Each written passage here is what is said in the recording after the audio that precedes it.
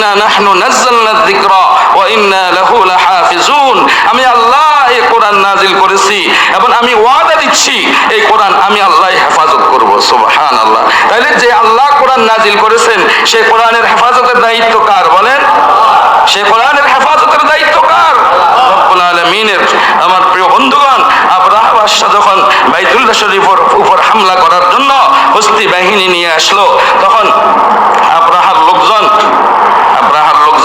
আবু তালেবের অনেকগুলি উট ছিল, উটগুলি তারা নিয়ে গেছে। উটগুলি তারা কি করছে? নিয়ে গেছে। যখন আবু তালেব গেছেন তাদের কাছে, আবরাহার সেই প্রতিনিধিদের প্রধান, যে ওই দলের প্রধানের কাছে গিয়ে হাজির হয়েছেন, পরিচয় দিয়েছেন যে আমি খাজা আবু তালেব, মুহাম্মদুর রাসূলুল্লাহ সাল্লাল্লাহু আলাইহি ওয়াসাল্লামের কি চাচা। বলল যে মুরব্বী, আপনি কেন আসছেন? আপনার বক্তব্য কি, দাবি কি? বললেন যে আপনার লোকেরা আমার এই ওটগুলি নিয়ে আসছে, আমি ওটের মালিক, আমি আসছি আমার ওটের ফেরত দেওয়ার জন্য আবেদন করতে, আপনি আমার ওটগুলি ফেরত দেওয়ার ব্যবস্থা করেন। তখন আবরাহা বাদশার সেই প্রতিনিধি দলের যিনি প্রধান, তিনি অবাক হলেন, আশ্চর্য হলেন যে মুরব্বী, আমার তো ধারণা ছিল যে আপনি বাইতুল্লাহ শরীফ হেফাজতের কথা বলতে আসবেন, কিন্তু আপনি বাইতুল্লাহর কথা কিছু বললেন না, আল্লাহর ঘরের কথা কিছু বললেন না, আপনি আপনার ওট ফেরত দেওয়ার আবেদন নিয়ে আসছেন। আমার কাছে তো অবাক লাগে। খাজা আবু তালেব বলছেন যে দেখেন, আমি ওটের মালিক, এজন্য আমি আমার ওট ফেরত নিতে আসছি। ওই কাবার তো একজন মালিক আছেন, এই ঘরেরও তো একজন মালিক আছেন।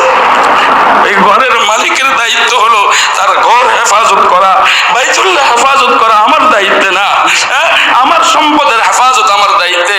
বাইতুল্লাহ এই ঘরের যিনি মালিক, তিনি তার ঘরের হেফাজত করবেন। এই ঘর সম্পর্কে আমার কিছু বলার প্রয়োজন নাই। চিন্তা করে দেখেন আমার প্রিয় বন্ধুগণ, কত দামি কথা বলেছেন। আল্লাহর দ্বীনের হেফাজতের মালিক তো রব্বুল আলামিন। কি বলেন? রব্বুল আলামিন কোরআনে কারীমের হেফাজতের দায়িত্ব নিয়েছেন। আল্লাহ তাআলা এই আলফাজে কোরআন, কোরআনের শব্দের হেফাজত করতেছেন হাফেজে কোরআনদের মাধ্যমে। আর রব্বুল আলামিন কোরআনের অর্থ, ব্যাখ্যা, বিশ্লেষণ, তাফাসীর এগুলির হেফাজত করতেছেন হক্কানি রব্বানি উলামায়ে কেরামের মাধ্যমে। সুতরাং রব্বুল আলামিন ওয়াদা করেছেন, আল্লাহ তার দায়িত্বে রেখেছেন এই কোরআনের হেফাজতের। এই কোরআনে কারীম রব্বুল আলামিন কিয়ামত পর্যন্ত হেফাজত করবেন। আল্লাহ তাআলা কিয়ামত পর্যন্ত কোরআনের শব্দের আলফাজেরও হেফাজত করবেন। আল্লাহ তাআলা কিয়ামত পর্যন্ত এই কোরআনে কারীমের মানিরও হেফাজত করবেন। সুতরাং এই হেফাজতের দুনিয়াতে পদ্ধতি হলো মাদ্রাসা, দ্বীনি শিক্ষা প্রতিষ্ঠান। যতদিন আল্লাহর মঞ্জুর, আল্লাহ কোরআন হেফাজত করবেন, ততদিন ইনশাআল্লাহ মাদ্রাসাগুলিও থাকবে। কি বলে?